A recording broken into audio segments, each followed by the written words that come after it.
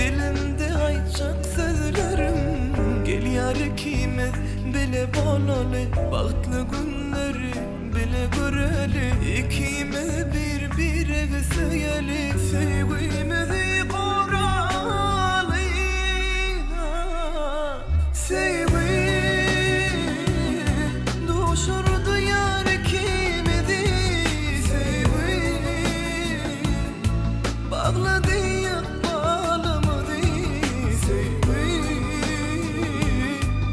seni de beni de baklıdır havadan havadan. Sevgi sevgi düşürdü yar ikimizi.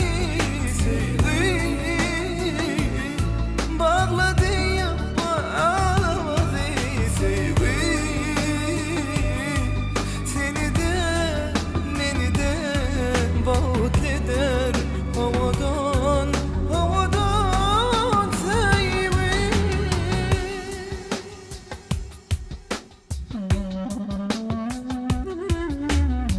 kaytalanmayacak sevgim sana, bağlayan ömrüm sana. Vade bir